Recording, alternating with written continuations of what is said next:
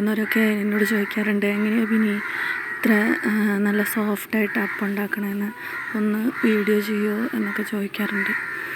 അപ്പം ഇന്ന് ഞാനെങ്ങനെ ഏത് രീതിയിലാണ് അപ്പത്തിന് അരക്കണമെന്നൊന്ന് കാണിക്കാനാണ്. അപ്പോൾ വീഡിയോ ഇഷ്ടമായാൽ എല്ലാവരും സബ്സ്ക്രൈബ് ചെയ്യുക, ലൈക്ക് ചെയ്യുക, കൂടെ കൂട്ടുക. നല്ല പൂ പോലെ ഇരിക്കണ അപ്പം ഉണ്ടാക്കി നോക്കാം കേട്ടോ.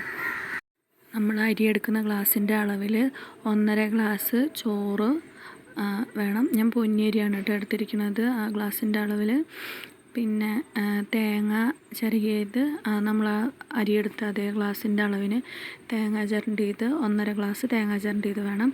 പിന്നെ തേങ്ങാവെള്ളം നമ്മൾ തേങ്ങ പൊട്ടിച്ച തേങ്ങാവെള്ളം ഒഴിക്കുകയാണെങ്കിൽ ഒരു ഇച്ചിരി കള്ളപ്പത്തിൻ്റെ ആ മണവും ഒരു രുചിയൊക്കെ ഉണ്ടാവും, പെട്ടെന്ന് പൊങ്ങുകയൊക്കെ ചെയ്യും. പിന്നെ ഈസ്റ്റ്, പിന്നെ തലേദിവസം രാത്രിയിൽ ഇട്ട് കുതിർത്ത പച്ചരിയോ അല്ലെങ്കിൽ ഒരു 6-7 മണിക്കൂർ വെള്ളത്തിലിട്ട് കുതിർത്ത പച്ചരിയോ പകലിട്ടാലും മതി. രാവിലെ ഇട്ട് ഒരു ഉച്ചയാകുമ്പോൾ അരയ്ക്കാം. പിന്നെ അതിലേക്ക് ഒരു വലിയ സ്പൂണ് ഉപ്പ്, പഞ്ചസാര ഒക്കെ ചേർത്ത് നന്നായിട്ട് അരച്ചെടുക്കുക. തരിയില്ലാണ്ട് നന്നായിട്ട് അരച്ചെടുക്കണം. അപ്പോൾ അതിൽ വെള്ളം നഗയ്ക്കോ വെള്ളം വേണ്ട. അരിയുടെയൊക്കെ താഴെയായിട്ട്, ഒരു പൊടിക്ക് താഴെയായിട്ട് വെള്ളം ഒഴിച്ചാൽ മതി. ഒരുപാട് വെള്ളമായിട്ടുണ്ടെങ്കിൽ അപ്പം ശരിയാവില്ല. അപ്പോൾ നന്നായിട്ട് അരച്ചെടുക്കണം. ആദ്യമായിട്ട് ഇങ്ങനെ പറയുമ്പോൾ ഒരു ചമ്മലും മടിയൊക്കെ ഉണ്ട്, അതുകൊണ്ടാണ് കേട്ടോ ഇങ്ങനെ. പിന്നെ അങ്ങനെ അരച്ചെടുത്ത് നന്നായിട്ട് മിക്സ് ചെയ്ത് വയ്ക്കാം.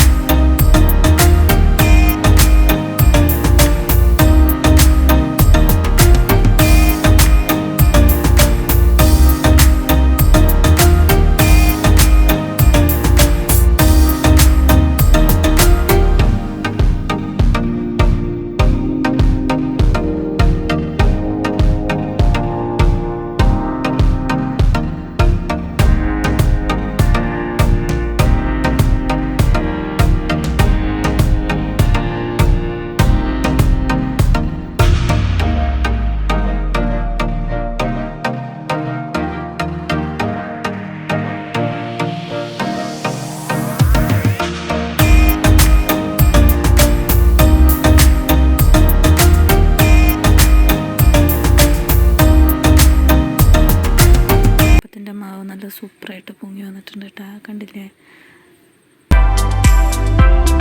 നന്നായിട്ട് ഇളക്കി മിക്സ് ചെയ്ത് കൊടുത്തതിന് ശേഷം മാത്രമേ നമ്മൾ ഉണ്ടാക്കാൻ പാടുള്ളൂ. ഫ്രിഡ്ജിലൊക്കെ വെച്ചതാണെങ്കിൽ തണുപ്പ് മാറി ഒന്ന് പൊങ്ങി വന്നതിന് ശേഷം അപ്പം ഉണ്ടാക്കുക. അപ്പോൾ നല്ല സോഫ്റ്റായിട്ട് കിട്ടും കേട്ടോ.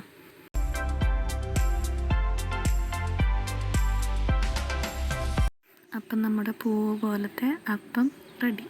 അപ്പം മുട്ടക്കറിയും കൂട്ടി തട്ടാം. Thank you.